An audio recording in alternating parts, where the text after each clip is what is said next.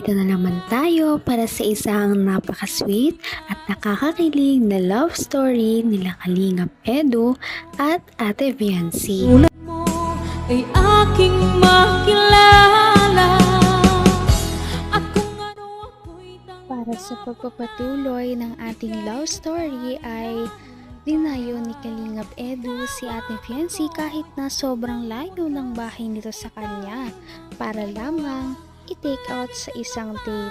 At pinaalam niya si Ate Viancy at nakakatuwa dahil pumayag din naman ang mama ni Ate Viancy na sumama siya kay Kalingap Edu.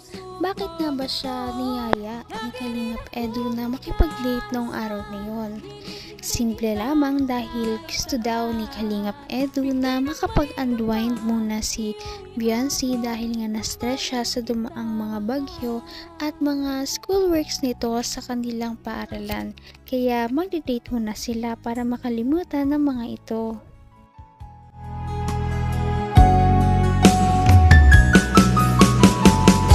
ang nais ko lang. Madami ka pang dapat gawin. Ay, wala yun. Yun pag ano na yan. Okay lang yun kahit pa mag-ganon ako. May oras ako para sa'yo. Saka kung hindi naman talaga kaya, pwede ko namang itigil yung ginagawa ko eh. Alam mo yun. Isa pa. Nangako naman ako sa'yo, di ba? Tanda mo pa? Nahihintayin kita.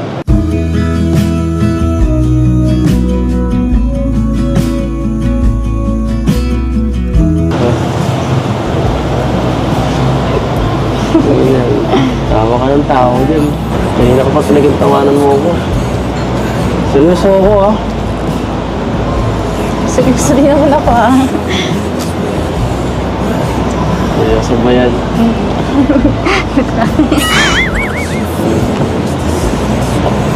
Sige. Okay. Kung kasama kasi kita, hindi ko napipigilan ngumiti. Ano mo? Mukha ako nakakatawa, ganun.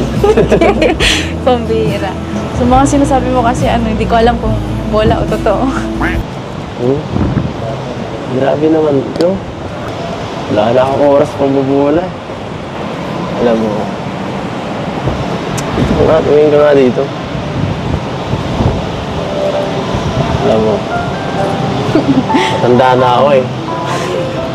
Wala na akong oras yung pang bubula. Limited na nga oras ko. Kasayangin ko pa ang oras ko. Gusto ko. Seryoso na. Totohanan na.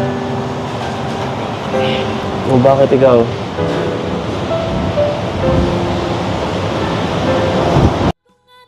Dito natin mararamdaman kung gaano kasincere ang nararamdaman ni Kalingap Edu kay Ate Viancy dahil kahit na may trabaho ito at marami siyang mga beneficiaries na tinutulungan at binibisita ay syempre hindi niya nakakalimutan na bigyan ng oras si Ate Viancy at dahil dito ay kinilig ang dalaga.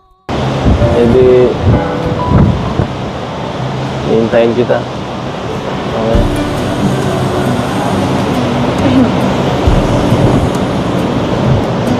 Sa'yo naman yun.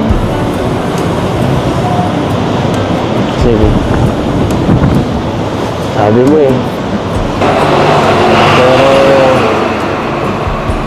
Sana naman. Bigyan mo ko kahit konting sign para... Mas tumibay naman yung loob ko. Kasi minsan... Nakakapanghina eh. Ito hindi ko naiiwasan eh. Pigit ka. Pipigit? Pigit ka. Ba't ako pipigit? Pumigit ka na lang. Di ba sabi mo gusto mo ng sign? Pumigit ka. Basta, dahan-dahan lang. Baka biglang may gawin ka kung ano eh. Sige ka na.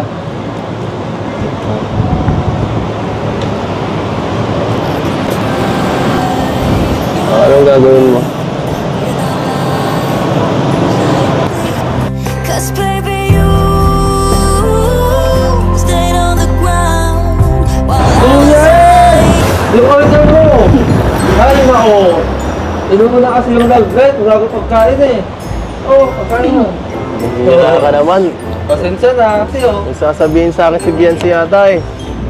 Kumarang ka naman sa daan, walang hiya ka. Ano ba yun? Ako ko sa'yo, tumatalsik yung laway mo. Sabi na nga din. Ayun na po yung sign. Ayun na yung sign. Anong sign ba yan? Ano bang ginawa mo? Ayun na yung sign. Ay. Ang dami mo palang nanay. Siyempre, mahirap makuha ang isang bagay kapag hindi ito pinaghihirapan. Kaya sabi ni Kalingap Edu ay hihintayin niya talaga si Ate Fiancy kahit na anong mangyari. At dahil dito ay na-assure din si Fiancy na meron talaga siyang aasahan kay Kalingap Edu. Kita mahal. Wala yung ganun na kalagayan. Kaya dalawang isip nga ako eh. Ako guys lang. Kaya dalawang isip ako mag-love team. Masyado na ako nasaktan eh. Ilang ulit na eh. Baka umusa ka pa eh. Tsaka.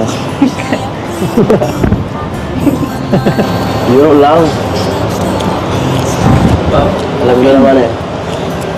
Na kabita ako lumuman mo. Pang ano lang yun. Para maging tawag dito. Sobrang swerte ko sa'yo. Kaya ako na ano sa'yo. Nabibiyaan ng mga kung ano-ano. Swerte po ako sa'yo. Talaga. Basta. Pag dumating yung punto na sawa ka na sa akin, tapos tumingin ka nga dito. Tumingin ka na sa akin. Kasi seryoso itong sasabihin ko eh.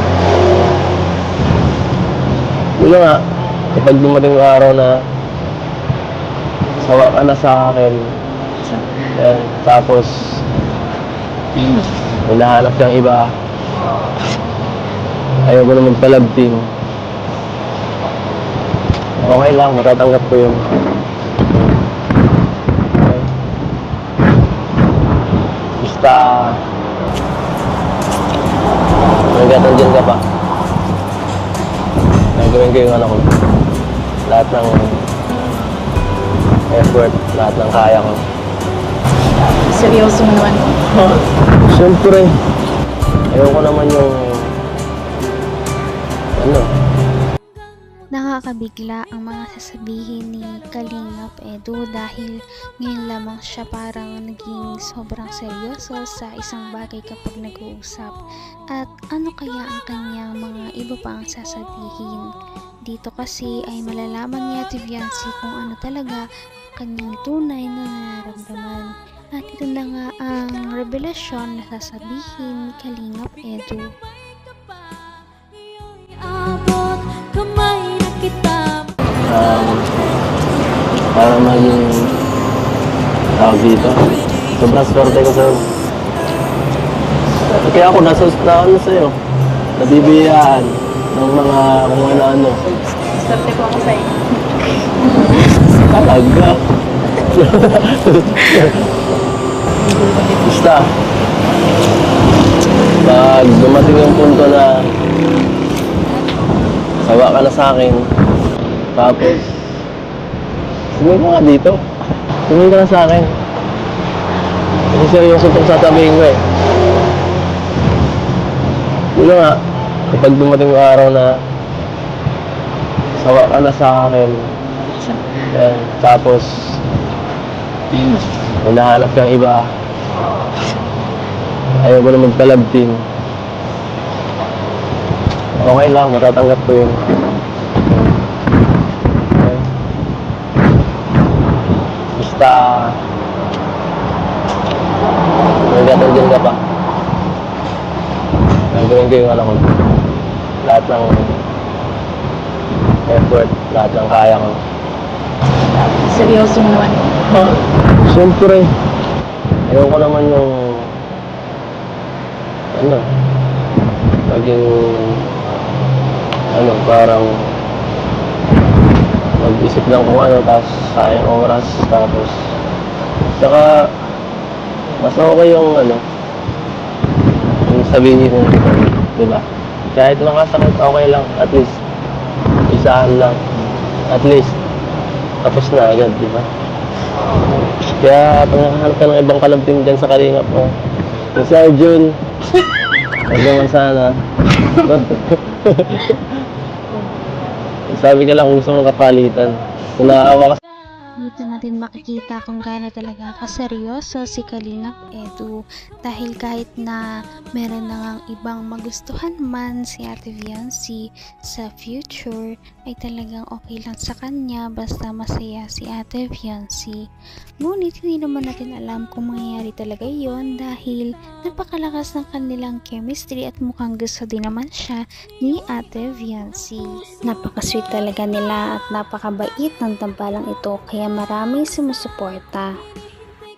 Kaya naman, sana ipatuloy natin silang suportahan at mahalin si Viancy, si Kalingap Edu at ang Kalingap team. Yun lamang at maraming salamat sa panonood.